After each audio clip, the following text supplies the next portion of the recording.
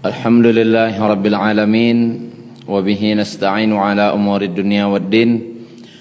Ashhadu an la ilaha illallah wahdahu la syarikalah. Wa ashhadu anna Muhammadan abduhu wa rasuluh. Allahumma salli wa sallim ala nabiyyina Muhammad wa ala alihi wa sahbihi ajma'in. Alhamdulillah, Bapak Ibu yang dirahmati Allah. Alhamdulillah, malam kini kita lanjutkan kajian sirah nabawiyah kita. Alhamdulillah, malam ku ada udang bo abang. Kau dulu abang kali. Bang Yudi. Waktu kuliah kalau kau ndak memuji dah. Cuma ndak lupa je jasa. Beliau lah nan majan nampo, artinya bah mengikuti kajian yang sesuai sunnah. Beliau lah tukang tunjukan kamu.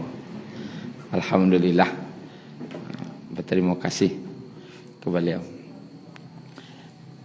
Minta izin bang ya, mau duduk di situ.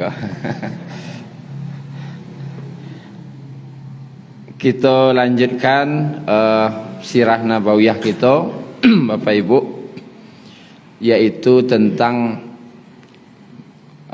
peristiwa yang terjadi antara perang Badar dan perang Uhud. Perang Badar kemarin perang kemenangan, dan ketika Nabi sampai di Madinah semua orang mengucapkan selamat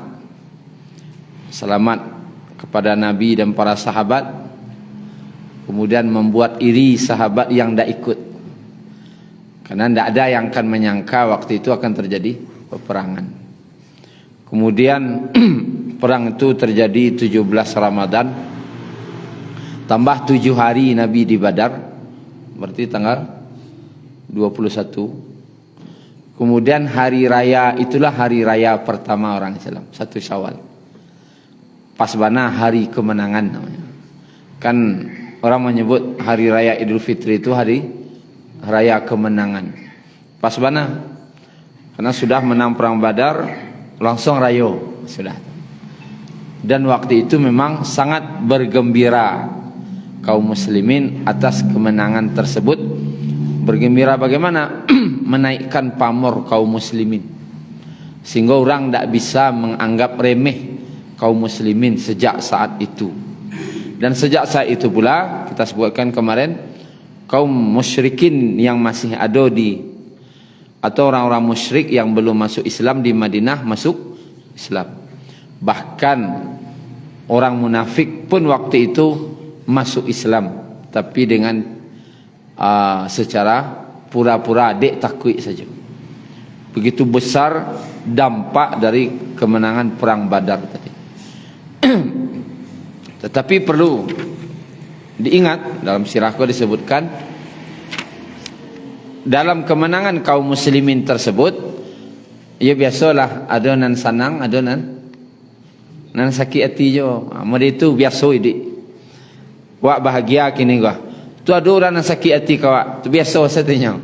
Memang dalam hidupku ada nan sanang, kawak ada nan sakit hati. Baralik na lah gua baralik. Waktu si Adi baralik misalnya kan, ada nan senang, ada nan sakit hati kan, melapih awak jenyo macamnya kan, menangis. Awak laruk jenyo sari kau untuk saya. Dalam hidupku pasti ada mana itu. Cuma Nabi memang ujian untuk Nabi. Jauh lebih berat ujian beliau. Yang senang siapa itu cuman kaum muslimin. Yang paling menanggung malu dan paling marah kepada kaum muslimin siapa itu? Orang Quraisy.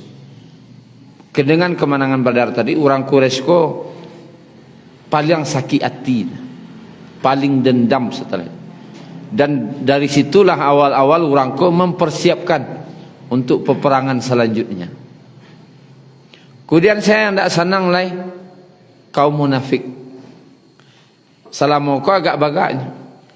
Tapi setelah perang Badar kau, Orang munafik tidak berani menampak, bahkan masuk Islamnya.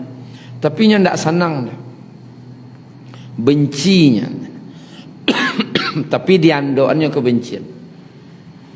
Kemudian sialai yang tidak senang tu orang Yahudi. Orang Yahudi ketika perang Badar tu menang, maka mereka mulai terancam.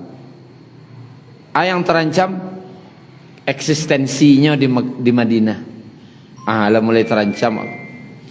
Karena mereka yakin kalau Nabi Muhammad berkembang agamanya, maka sistem praktek-praktek riba yang mereka jalankan selama itu pasti habis. Yalah yakin tu. Asalnya berdampak kepada perekonomian mereka.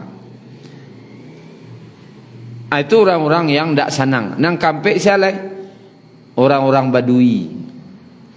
Orang-orang Badui yang sifat wataknya keras, yang tinggalnya di pegunungan-pegunungan, tidak sadonya senang. Kecuali yang telah mengikat perjanjian damai dengan Nabi. Yang tidak mengikat perjanjian damai, dia tidak senang. Kenapa? Kebiasaan mereka tu orang para Badui ko perampok. Sejak Islam ko kuat di Madinah, mereka takut, terancamnya. Dia dua ampek yang merasa tidak senang dengan kemenangan perang Badar. Pertama orang Quraisy, kedua orang munafik, ketiga orang Yahudi, yang keempat orang-orang Badui. Tapi mereka belum Islam. Nah, Nabi kan cerdas. Nabi tahu nampek ko ndak suko jo kaum muslimin. Nabi tahu. Maka beliau telah menyiapkan istilahnya antisipasi untuk menjaga istilahnya stabilitas kaum muslimin yang berada di Madinah. Itu dulu. Perang pertama terjadi setelah perang Badar antara perang Uhud itu adalah seminggu jaraknya. Seminggu setelah perang Badar Nabi tiba terjadi perang. Setelah Rayo, seminggu setelah Rayo. Yaitu perang Bani Sulaim namanya. Dari kabilah Ghatafan. Nabi dapat informasi dari intelijen beliau bahwasanya Bani Sulaim ko telah mengumpulkan pasukan untuk menyerang Madinah. Maka Nabi langsung gerak cepat mengirim yaitu 200 pasukan kavaleri. Artinya kavaleri, Pak. Pasukan berkuda. Pasukan berkuda bersenjata lengkap. Tidak mau di perang Badar lah dah. Kudu perang Badar Iko memang pasukan khusus. Kalau kini istilahnya pasukan khusus. 200 orang. Dan memang orang-orang nan ahli-ahli perang saja. Dan ahli-ahli pasukan berkuda. Adik Nabi mengirim pasukan khusus. Yoba dampuang darah orang. Bani Sulaim ko. Tidak terjadi perang. Orang ko langsung kabur. Meninggalkan negeri mereka. Artinya lah kalah mental duluan. Dan dapatlah di situ ghanimah diantaranya 500 ekor unta. Lumayan. Ditinggalkan sini orang tu. Ditinggalkan oleh Bani Sulaim. Terjadinya masih di tahun 2 Hijriah, 7 hari setelah kepulangan dari Badar. Kemudian kota Madinah waktu itu diserahkan Nabi kepada Abdullah ibnu Ummi Maktum. Berarti Nabi memang ikut dalam peperangan tadi. Kemudian itu kan dari orang Badui yang tinggal-tinggal di pinggiran-pinggiran negeri Madinah. Nah, kini ko dari orang Quraisy nih. Alo makar yang dibuat orang Quraisy, dia sakit hati kalah. Salah satunya kejadiannya adalah yaitu oleh Umair bin Wahab namanya. Ini bercerita dengan Safwan bin Umayyah, berdua saja. Safwan bin Umayyah, kemudian Umair bin Wahab. Safwan ku anak dari Umayyah bin Khalaf yang mati dalam perang Badar. Nya duduk di atas batu berdua. Au tanya baduo tu menyabui-nyabui nama-nama orang nan mati dalam perang Badar. Orang Arab kan itu pantangnya. Jangan sabui ke mati orang lah mati-mati tu. Idui darahnya balik, rasa dendamnya dah semua. Talonceklah dari mulut Umair bin Wahab tadi, acanya, kalaulah ambo ndak punya hutang dan ndak khawatir ba'a kehidupan anak isteri ambo setelah ambo mati, mungkin namu ambo pergi ke Madinah kini wah membunuh Muhammad. Kecek Safwan, serius engkau ngecek tu? Seriusnya? Nan hutang kau ambo bayar. Kecek Safwan bin Umayyah. Dan kalau engkau mati, kan memang mati, pergi ke Madinah seorang, dibunuhnya Nabi. Kemungkinan orang Madinah padiannya, pastinya mati lo di situ. Dan kalaupun engkau mati di Madinah, dan rasaki atau kebutuhan hidup anak isteri engkau ambo menangguang je. Sepakatlahnya waduh. Dendam tadi itu dendamnya. Sepakatnya. Dan berjanjinya waduh, cari toko ndak do nan tahu kecuali sia kita baduo saja. Nanti biarlah orang tahu setelah kematian Nabi Muhammad. Bila orang tahu lah meninggal Nabi itu, biarlah orang tahu sudah. Tapi nang kini ko jangan sampai orang tahu. Kemudian disepakati itu, pailah Umair bin Wahab ko ke Madinah. Nyo bisa pergi ke Madinah dengan aman dengan alasan apa? Inyo punya alasan atau inyo punya anak di Madinah yang jadi tawanan perang Badar, namanya Wahab bin Umair. Wahab bin Umair ko badun sana aja saya. Mus'ab bin Umair. Berarti apa di si Mus'ab bin Umair? Ambo punya alasan ke Madinah tu sehingga ambo aman kecek Umair. Karena anak ambo ada di situ dan alasan ambo nyapui anak ambo yang ditahan. Dan memang benar ketika nyopai orang tak ada mananya. Kemana? Menyapui anak ambo. Tapi nyalah menyiapkan pedang untuk membunuh Nabi. Namanya tu istilahnya pembunuhan mana itu? Kan berarti tak ada ahli militer sebenarnya. Pembunuhan terencana seperti itu tuh. Lalu Bapak Ibu yang dirahmati Allah, sesampainya di Masjid Nabawi, di kabeknya untuk siana menampaknya pertama Umar bin Khattab. Itu namanya sebab pertama. Kecik Umar ku kan terkenal dengan firasat, feeling nya tinggi. Cari orang kau mau kasihnya kayaknya. Jalih dia tu. Alun terkilek lah dari roman orang tu. Kecik Umar, musuh Allah telah datang. Keciknya, musuh Allah telah datang. Dia tidak datang ke sini kecuali dengan maksud yang jahat. Ada makasihnya kecik. Lalu langsung ditemui oleh Umar, langsung dipaciknya ke rahajun. Nama orang bagai. Cuman kehebatan Umar ko itulah, tidak berani memangan-mangan orang kalau tidak ada perintah dari. Cuma gareta ko paralu. Pacik ke arah orang dulu. Wahai musuh Allah, untuk apa kamu datang kemari? Ini yang sawa si Umair bin Wahab. Lalu dipaciknya pedang, no kan pedang pi bakal luang kali ya. Tujuannya bakal luang kali ya kok. Kalau disiko kan itu berarti namanya nampak nawak ke pi parang. Kalau kantong lia kok kan pi santai namanya. Niat sudah tu bunuh kau antan gua. Langsung dipegang oleh Umar tali pedang tadi sehingga tak bisa memangannya dah. Artinya walaupun dia punya pedang tapi dan pedang tu tak bisa dia apa-apa. No, lianya dipaciknya dan pedang kau pun dipacik dia Umar. Lalu setelah sampai di hadapan Rasulullah, Umar lah mengecek sebelumnya, wahai sahabat Ansar, pergilah kepada Nabi katakan bahwasanya Umair bin Wahab datang. Kemudian jagalah Rasulullah, kawal. Karena orang ko cari romannya niatnya ndak elok dah.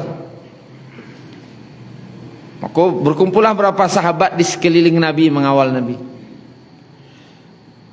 Sampai di hadapan Nabi, akecek Umair ko sabahul khair. Selamat pagi. Itu wasawaknya. Sabahul khair. Selamat pagi. Jawab Nabi, Allah telah memuliakan kami dengan ucapan selamat para penduduk surga. Nabi tidak menolak itu dah. Itu tidak betul dah. Lihat Nabi itu dah. Kami memiliki ucapan selamat. Allah telah memuliakan kami dengan ucapan selamat para penduduk surga itu. Assalamualaikum. Ada yang lebih rancak pada itu. Ada yang lebih rancak pada itu.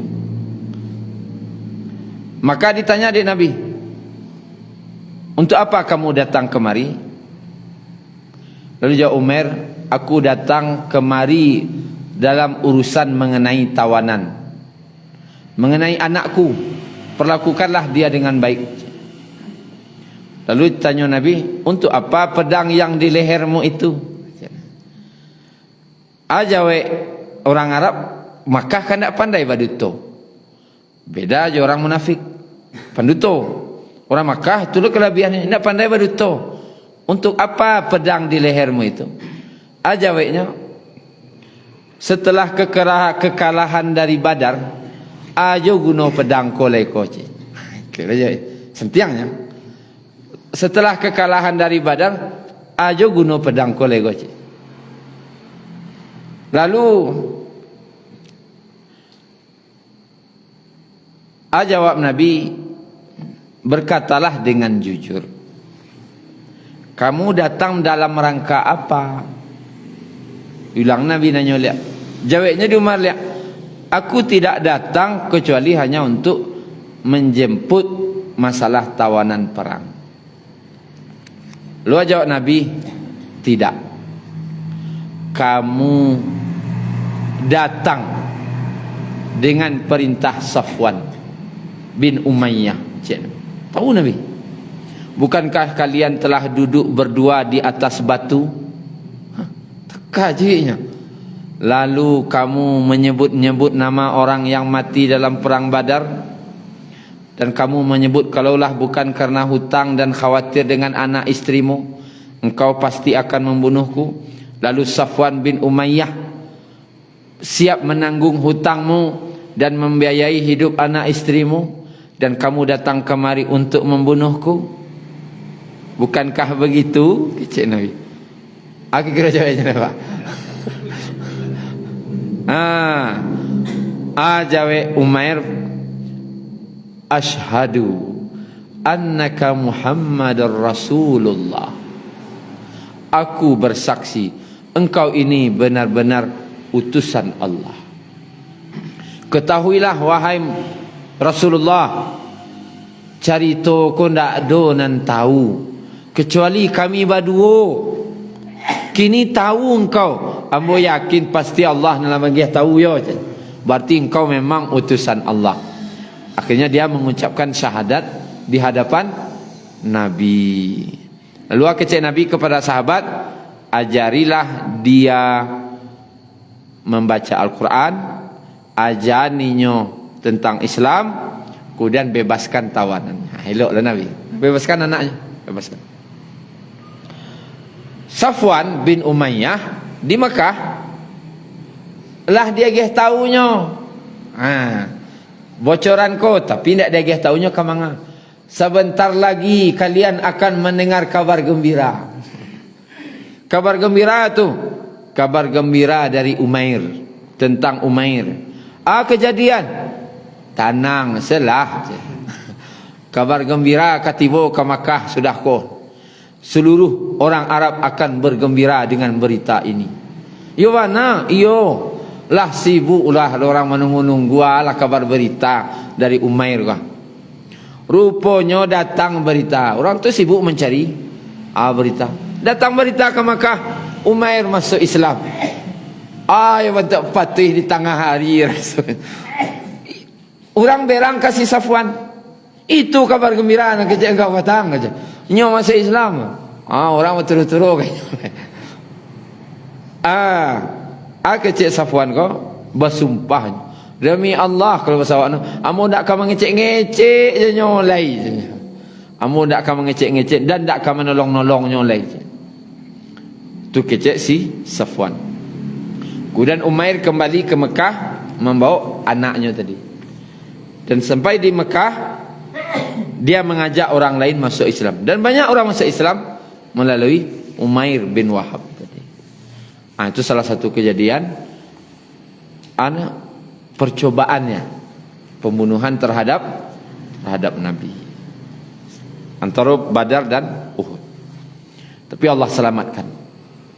Kemudian ada perang Bani Qainuqa. Bani Qainuqa itu adalah termasuk daripada orang Yahudi. Cuman orang Yahudi itulah sifatnya. Kalau tidak melanggar janji itu tidak Yahudi namanya. Adalah kan Nabi telah membuat perjanjian dengan orang Yahudi. Tidak akan saling menyerang. Tidak akan saling gaduh. Orang Islam tidak akan menggaduh orang Yahudi. Orang Yahudi jangan gaduh orang Islam. Terikat perjanjian itu tu. Cuma orang Yahudi ko itu lah. Banan ka perjanjian ko nak karusak. Salah satunya namanya Ibnu Qais, seorang tokoh Yahudi yang paling benci melihat kaum muslimin. Di mana letak kebencian orang Yahudi ko kepada Nabi? Yaitu ketika melihat suku Aus dan Khazraj berdamai. Inyo sengaja orang Yahudi cerita dulu. Orang Yahudi sengaja membuat permusuhan antara Aus dan Khazraj untuk menepek keuntungan. Kalau orang kau berperang, maka dipinjami dana oleh orang Yahudi. Kan itu taktiknya dulu. Ambo bantu kalian, kecil orang Yahudi. Beko tapi berhutang. Bantuan kau dalam bentuk hutang. Lalu kalah. Ketika kalah, maka tidak ada pembayar. Kecilnya tanah kalian kebun kurma di sini salah ke pembayar. Sehingga makin lama orang Yahudi ko tanahnya makin laweh Madinah. Pembayar itu tujuannya rupanya. Sehingga orang ko baparang tarui. Sehingga berhutang, tidak ada pembayar ambil tanahnya. Tidak ada pembayar ambil tanahnya. Gitu terus. Dan yang paling menyakitkan bagi orang Yahudi, termasuk Ibnu Qais ko adalah melihat di Masjid Nabawi. Atau orang Aus dan Khazraj duduk bersama-sama. Kan di masjid. Pemandangan kau tidak pernah terjadi sebelumnya. Orang suku Aus dan Khazraj duduk bersama, tidak ada cerita sama kau dah. Tapi dengan adanya Masjid Nabawi bersatu orang. Tapi Ibnu Qais berkata, tidak mungkin Nambo datang menghasut. Asalnya membangkit-bangkit permusuhan antara Aus dan Khazraj. Nyo ingin Aus dan Khazraj ko berperang beliau. Itu nak keinginannya. Kalau Nabi tidak mungkin digaduhnya dah. Aus dan Khazraj yang mungkin digaduhnya orang Madinah. Lalu kalau inyo yang turun menghasut, ketahuan bana beko. Salah satu tokoh Yahudi menghasut kan kecenoan istilahnya. Maka disuruhnya lah seorang pemuda Yahudi yang tidak begitu terkenal bagi orang membaca-baca syair. Syair menyabui-nyabui orang Aus yang mati dalam perang Bu'ath. Perang besar antara Aus dan Khazraj. Menyabui orang Khazraj yang mati dalam perang Bu'ath dulu. Lalu membaca-baca syair permusuhan, mainge-ingean bahasa kalian ko dulu bermusuh. Kan pantang orang Arab itu. Mandangan syair-syair kematian cek, permusuhan cek. Langsung hidup darah. Orang yang duduk di saji tadi itu langsung berdoa-doa duduknya. Kan yo tu keluarga kalian nak membunuh keluarga kami dulu katanya. Keluarga sebelah tu tunjuklah. Memang keluarga kalian membunuh keluarga kami lo. Sampai orang ko basiarak bahasanya keluar masjid. Kalau tak senang kerana keluar awak. Itulah keluar. Kan dalam masjid. Sampai orang ko keluar dari masjid. Lah berhadap-hadapan. Dan tak ada yang bisa melarai dah. Dan tak bisa melarai. Lalu datanglah berita ko ke Nabi. Rumah Nabi dah kat situ. Datang Nabi. Sebentar ada iklan. Alhamdulillah. Kasih sat. Diberitahukan orang ke Nabi. Lalu keluar Nabi madai orang tadi, Aus dan Khazraj tadi, acik Nabi, wahai kaum muslimin, ingatlah Allah, Allah, Allah, wahai kaum muslimin, apakah kalian kembali kepada jahiliyah sedangkan aku Rasulullah masih berada di antara kalian? Kebalik kalian ke perangai jahiliyah, balik kecik Nabi. Sedangkan Allah telah memuliakan kalian dengan Islam dan meninggalkan agama nenek moyang kalian dan meninggalkan budaya jahiliyah. Jani tujo karajolai, Allah telah memuliakan kalian dengan Islam. Barulah tersadar orang Aus Khazraj tadi, orang Madinah tadi. Akhirnya menangis, bapaluk-paluk balik. Itulah kejadian. Dan itulah karajo orang Yahudi. Tak sekali dua kali itu dah. Nyoba istilahnya tukang kompor lah. Mengompor-ngompor, bau orang nak kebaca kak. Tukang serak minyak tanah no. Provokasi. Bau orang nak kebaca. Itu karajo orang Yahudi. Dan Nabi tahu. Dalam karajo itu siapa? Yahudi. Cuma Nabi bauru sana doa. Ada orang takab ko didamain lo balik. Bauru sabar je Nabi. Dan tabayang balalah sabar Nabi madoi orang Yahudi tu. Puncaknya, puncaknya lah. Artinya habis sabar. Tak mungkin ko dibiarkan lah kelewatan benar. Waktu itu Nabi mengumpulkan dalam hadis Abu Daud. Nabi mengumpul orang Yahudi ko. Deknya terlalu banyak membuat fitnah madu domba orang. Artinya merusak stabilitas kan gitu. Di kumpulannya di Nabinya kan punya pasar cek Yahudi ko. Pasar Qainuqa. Bani Qainuqa ko keahliannya membuat bejana, membuat pariu, membuat galih, membuat pedang. Pandai besi. Sehingga persenjataan ko banyak dibuat oleh Bani Qainuqa ko. Dan mereka ahli pedang. Ahli pedangnya. Di kumpulan dek Nabi. Setelah berkumpul orang Yahudi ko di pasar tadi, kecek Nabi ke orang Yahudi, wahai kaum Yahudi, masuklah kalian kepada Islam. Diajak Nabi dari Islam. Selamatkanlah diri kalian dari azab Allah. Karena kalau indak, lamun lambek nanti terjadi ke kalian dan terjadi kepada orang Quraisy dalam perang Badar. Dingin Nabi. Lu kecil orang Yahudi je sombongnya. Wahai Muhammad, anda Muhammad Rasulullah lah. Wahai Muhammad, jangan dipanggak-panggak lo menang di perang Badar tu lah kecil. Nangis darah nangan. Nan perang Badar tu itu orang-orang tak pandai parang tu nya. Kalau langkau berlawanan jo kami ndak kasamo ceritanya nintu tu dah. Apa kira tiba dawak nama ngecek menang kecek jawi orang itu bah. Aku lama nyua parang namanya kau tu.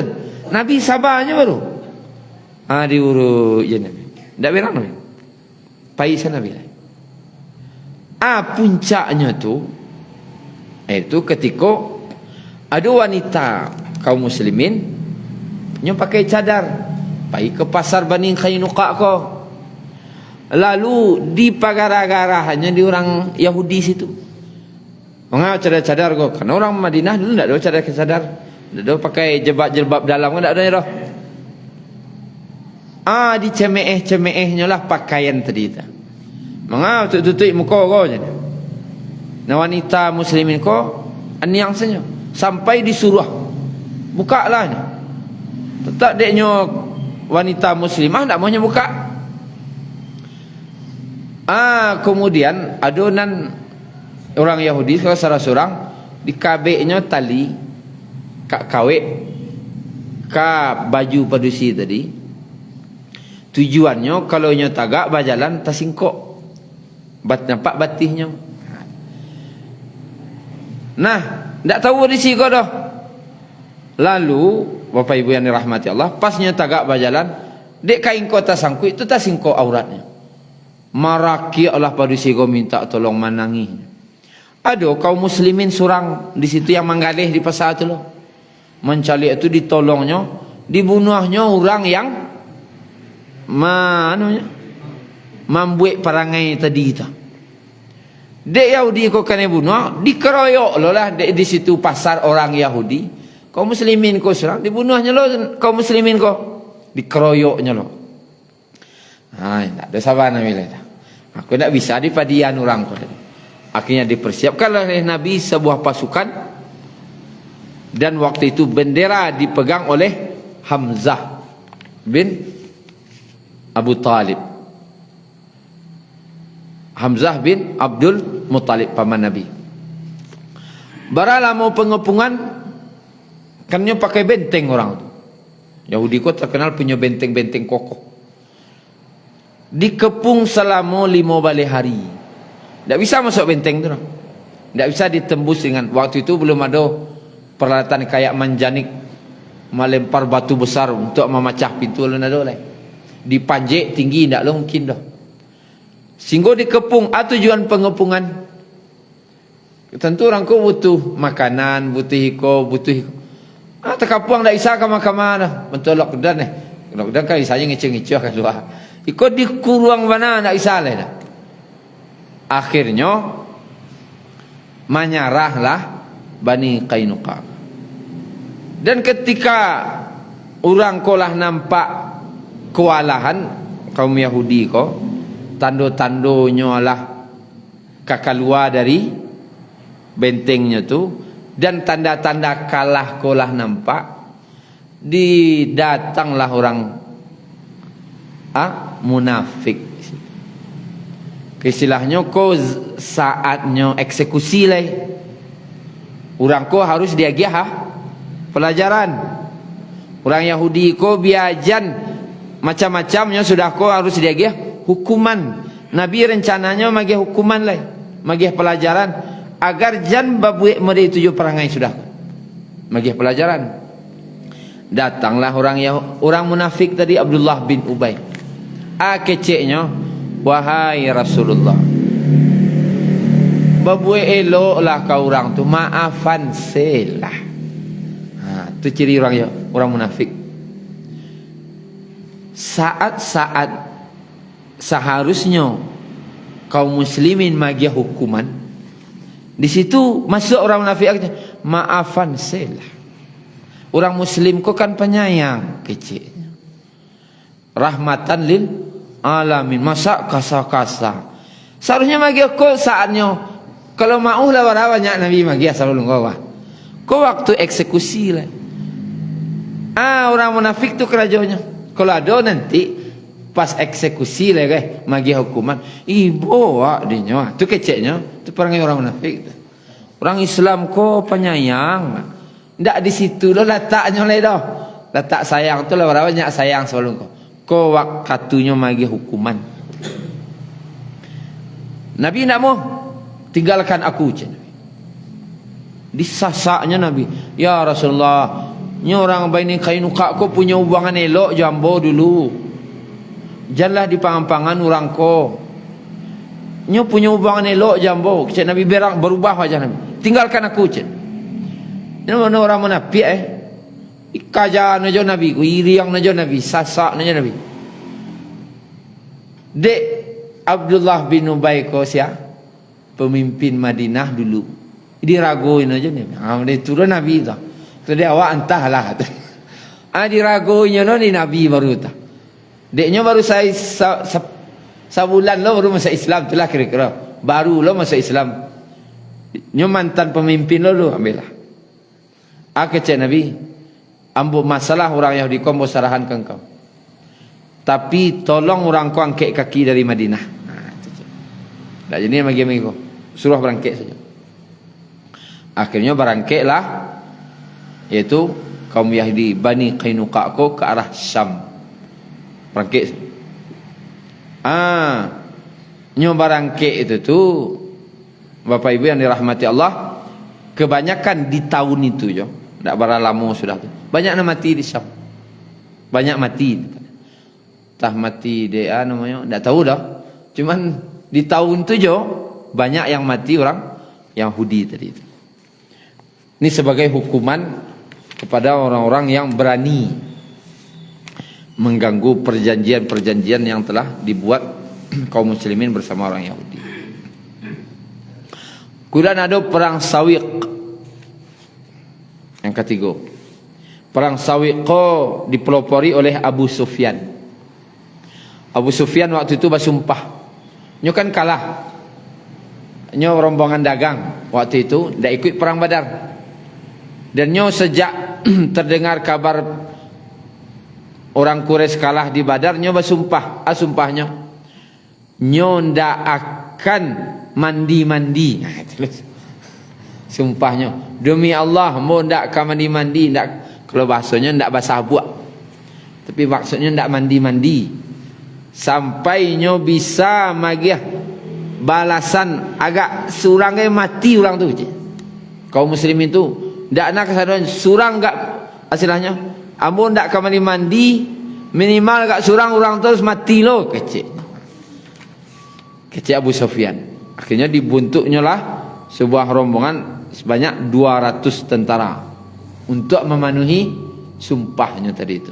200 tentara. Lebih kurang 20 km sampai ke Madinah, 20 km le ketibo. Hanya malam rupa tak berani lah masuk ada. Ya ada ratihnya. Istilahnya bagak lagi kau cuma darah dalam puang aja kan tu. Tak berani masuk, malamnya masuk. Ditemuinya orang-orang yang ada di Madinah tadi. Dapatlah informasi siapa kaum muslimin yang masih kaum muslimin yang ada di pinggiran Madinah. Orang yang di pinggiran Madinah kolah yang diserang. Yang bakabun lo. Kan orang siswa baparak di di atas bukit ten baparak. Orang di atas bukit baparak tu yang disarangnya. Sehingga meninggallah salah seorang sahabat Ansar di kebunnya. Itu dibunuh. Istilahnya lawan malapehan sumpah nasanya. Bunuhnya setelah mati sahabat Ansar ko, hanya lari lokah ke Makkah balik Abu Sufyan tadi itu. Sampailah ke telinga Nabi berita ko. Maka Nabi mengejar langsung. Nabi langsung mengejar bersama pasukan, dikejar, yaitu Abu Sufyan bersama pasukannya tadi. Dan ternyata tidak terkajar. Nama sawak ni Nabi Sawiq, namanya perang Sawiq. Bakok Sawiq artinya tepung, tapuang untuk makanan lah. Rupanya tapuang ko banyak. Mungkin dek kalari barik bana mungkin tu lama lari jadinya.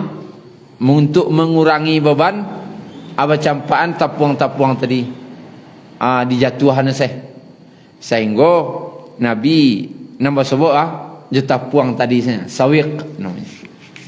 Itulah yang kemudian dibawa dek Nabi ke Madinah dan dibagikan kepada orang-orang miskin yang ada di Madinah. Kemudian perang Zi'amar namanya. Perang Zi'amar ko apa ibu? Itu Bani Sa'labah dan Maharib. Iko korang Badui juga. Dan Nabi waktu itu mengirim pasukan berapa banyaknya? Hampir 150 dan satu Nabi. Tapi tidak terjadi perang. Bara lamanya Nabi di Zi'amar tadi salamu sabulan. Orang Badui ko deklah takut, kemana lari? Kata bukit-bukit mandok. Tapi lah menyebar, ndak berkumpul lah. Menyelamatkan diri masing-masing. Sebulan Nabi di situ. Bakok sampai sebulan lah. Namanya? Mop. Jangan bagak-bagak je sudah kolej. Magiah pelajaran silahnya. Jam maraninya menggaduh-gaduh sudah kolej. Sejak kejadian itu memang orang Badui ko kata kuih esanya. Tak isyawa untuk main-mainkan Nabi lah berarti. Dan terakhir Bapak Ibu yang dirahmati Allah, salah satu orang Yahudi namanya Ka'ab bin Ashraf. Ka'ab bin Ashraf ko orangnya gagah, keturunan dari orang-orang bangsawan dan nyo ahli syair. Orang kayo leh. Wak gagah, keturunan bangsawan, orang kayo, ahli syair. Tetapi ini dari golongan Bani Nadir. Tetapi sayangnya keahliannya mengecek tadi itu untuk menghasut. Kerajaan Yahudi kan itu tukang serak-serak minyak tanah kerajaan. Makanya datanglahnya ke Mekah. Ka'ab bin Ashraf. Maka di Makkah tu membaca syair-syairnya. Kan ahli syair. Dan dibacanya siapa? Pemimpin-pemimpin Quraisy. Nan bapuruan itu bahasanya. Bapuruan ke sumur Badar. Nang puruan ke sumur Badar kok. Tentu angin darah orang dia. Dan terakhir disuruhnya untuk menghidupkan peperangan. Ndak amuh kau di padian. Kalian harus membalas. Mandanga tu. Lah. Duit darah orang Quraisy tu lihat. Untuk nyola berang jo. Isyarat lo lihat. Tapi kadang api di sini. Dan itu sengkara jo nyonya. Idu-iduan orang agar terjadi perang antara orang Quraisy dengan orang Madinah. Kira-kira dalam militer ku kesalahan besar enggak? Kita mau tanya lo. Gadang enggak kesalahan Ka'ab? Gadang enggak? Masuk orang nak parang, ku utak istilahnya induk angkangnya di siko ko. Pokok sampai perang Nabi tidak ingin perang. Nabi tidak ingin terjadinya peperangan. Nabi tidak ingin dah. Cuman gara-gara inyoko lah membangkit anturang ko ingin berperang jo Nabi. Berarti koko orang ko harus tidak dibinasakan orang ko. Karena inyolah istilahnya namanya otaknya terjadinya peperangan nanti. Berarti orang ko harus cuman sukunya kan Bani Nadir. Nabi tidak mau memerangi suku karena suku Bani Nadir ko terikat perjanjian damai yo Nabi. Kecek Nabi inyose yang diselesai. Siapa di antara kalian yang bersedia untuk istilahnya menghentikan perbuatan Ka'ab bin Ashraf, Ka'ab al-Ashraf. Kemudian menunjuk adalah sahabat namanya Muhammad bin Maslamah. Kemudian Ahbab bin Bashar, Abu Na'ilah, dan inyo saudara sepupu sepersusuan jo Ka'ab al-Ashraf, Muhammad bin Maslamah, Abu Na'ilah. Itu tuh saudara sepersusuan. Berarti orang kau punya hubungan dake. Cuma Ka'ab bin Ashraf kau tinggal di benteng. Dan tak mudah masuk benteng tu dah. Apalagi itu orang kaum muslimin. Untuk membunuh Ka'ab Ashraf kau tak bisa dah. Kalau kau membunuhnya seorang tak bisa dah. Kerana dikawal taruh darinya pemimpin. Kalau diserang bersama-sama berarti Nabi melanggar perjanjian damai. Tetapi otak biang permusuhan tu terletak di inyo sen ke dia bisi. Maka orang batigo tadi itu biarlah kami menyelesaikan ya Rasulullah. Kami ko kan saudara aja saudara sepersusuan. Nyo ndak kecuriga gai doh kalau kami datang. Datanglah Muhammad bin Maslamah ko pertama. Ditamunya Ka'ab. Adi bueknya lah cerita. Ambo saja masuk Islam ko banyak tababan ni duit ambo. Batu. Yo banyak nang kedi bayi pajak ikut pajak itu pajak. Berarti lah tobat engkau ya. Ambo ingin menyalangkan kau. Berapa wasak? Satu wasak tu 60 gantang. Sagantang kau berapa?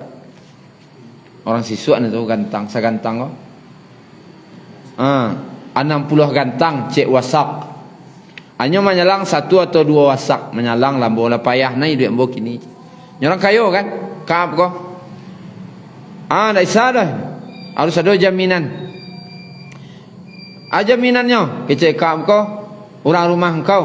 Tak isah dah. Kau gagah je, orang kaya orang lain. Tak isah dah. Tak pernah orang rumah ambo kau. Anda anak-anak kau. Kalau anak ambo sebagai jaminan, baralah ka aib nang kamu tanggungan anak jaminan cuma untuk 60 gantang je. Lain kemungkinan anak jaminan je. Tuan, jaminannya pedang ambo salah. Titip pedang ambo kau. Kau pedang kau tak munah kau. Titip pedang ambo. Karena kalau membawa pedang terhunus berarti untuk membawa pedang. Titip pedang ambo. Jadi datang lo Abu Nu'ailah. Cerita yang sama. Dititip lo jaminannya kau nyalang lo jaminannya pedang. Sampai 3 orang tadi. Ahbab bin Bashar. Lah ketiganya tadi tu, acoklah orang kau datang tanpa membawa pedang. Dan tak ada orang yang di benteng tu curiga leh. Tak ada curiga leh. Dia karena istilahnya nyo saudara sepersusuan lo lah biasa lo datang. Lalu Bapak Ibu yang dirahmati Allah, malam tu perjanjian membayar hutang. 60 wasak tadi. Berjanji akan datang. Maka dipanggillah malam tu oleh Muhammad bin Maslamah tadi. Maka keluarlah Ka'ab al-Ashraf bin Ashraf ko. Dan kecik isterinya, jangan keluar malam ko lain. Ambo agak curiga. Kecik isterinya. Tidak, itu nak datangkan dan sana ambo. Sepersusuan kami itu mah. Tak curiganya doh. Pakai parfum yang harumnya. Dan itu kebiasaannya. Lah keluarnya Ka'ab bin Ashraf ko. Kecik Muhammad bin Maslamah ke kawan-kawannya. Beko ambo bau ni abuaknya. Harum nang kau. Ambo bau ni abuaknya. Ambo pacian abuaknya. Setelah itu kalian bunuhnya. Lalu Bapak Ibu yang dirahmati Allah, jadilah malam tu. Kemana? Ambo nak di rumah dah kecik Muhammad. Jalan-jalan wak dua cerita-cerita wak. Jadi bawalah keluar benteng. Wak jalan-jalan keluar. Tak ada orang curiga dah. Deknya lah bakawan juga. Dek lacok datang. Dimintanya lah pedang jaminan sari itu. Dibawa dia agiah nololah. Dia. Lah dia agiah pedang koko. Harum nang kau Oh iyalah mau parfum mahal kecik. Acik mau bawa ni buat tu kecik Muhammad bin Maslamah. Boleh lah. Harum kau mas. Pasnya mau paciknya kepala kau sekali. Disorak. Disoraknya maka datang orang berdua tadi untuk membunuh Ka'ab bin Ashraf kau. Langsung kabur. Teriakannya tadi kau tadanga orang dari dalam benteng. Cumana leh? Orang kau lah kabur. Sejak itu Bani Nadir kau ketakutan. Berarti tak bisa awak leh dah. Istilahnya macam-macam ke kaum muslimin. Karena nyo tahu bahwasanya mereka telah membuat hasud terjadi perang. Terjadi perang, biarlah mati surang. Daripada ribuan yang kemati sudah kau. Biarlah mati dan surang kau. Dan sejak itu Bani Nadir kau tak ada yang berani menggaduh Nabi. Dan terakhir Bapak Ibu, perang antara yang terjadi itu adalah Zaid ibnul Harith. Itu pasukan yang dikirim Nabi kepada rombongan dagang Mekah. Rombongan dagang Mekah kau kan tak berani lewat Madinah. Maka lalu nyoba putar jauh ke Iraq. Cuma tak ada pernah lalu ke situ. Diutuslah seorang yang istilahnya penunjuk jalan babayi, penunjuk jalan tadi itu. Maka jalan ke Iraq tadi, Nabi dapat informasi. Maka mereka waktu itu membawa 100.000 dinar kekayaan. 100.000 dinar. Dan akhirnya dicegat di tengah jalan, maka orang ko balik. Yang rombongan dagang ko balik ke Makkah, tapi barang dagangannya ditinggalnya. 100.000 dinar. 1 dinar tu hampir seperempat gram. Anggap hampir juta 1 dinar. 4 juta kali 100.000 lah. 4 juta kali 100.000. Orang pernah metong piti banyak tadi. Berapa tu? 4 juta kali 100.000. 400 miliar. Iya deh. 400 miliar. Keuntungannya. Akhirnya orang ditinggalkannya. Dan penunjuk jalan Farad bin Hayyan tadi masuk Islam. Dan ini menjadi 3 pilihan bagi orang Quraisy waktu itu lain. Sejak kejadian kau terakhir kejadian sebelum perang Badar. Pertama, masuk Islam. Biar aman kalian berdagang, masuk Islam. Oh, tak amuh dah. Tak isah masuk Islam dah. Kau ikut ke Nabi Muhammad, tak isah kecilnya. Buat perjanjian damai. Buat perjanjian damai lah. Tentu gengsi loh. Awak lu kau damai je kan itu loh kau. Yang ketiga, atuh tawarannya. Parang mana? Ternyata orang Quraisy kok orang Baga. Ini pilihannya. Bela perang. Itulah sebab terjadinya perang Uhud. Pilihan tadi. Nyo ndak bisa lagi dah. Jalan ko lah buntu. Masuk Islam atau buat perjanjian damai atau parang mana. Ternyata orang ko memilih yang ketiga. Disitulah awal-awal terjadinya pengumpulan pasukan Quraisy untuk menyerang Madinah. Kini itu Bapak Ibu, kita lanjutkan minggu depan dengan perang Uhud insyaallah. Tapi tak kurang mohon maaf. Subhanakallahumma rabbana bihamdika asyhadu la ilaha illa anta astaghfiruka wa atubu ilaik. Assalamualaikum warahmatullahi wabarakatuh.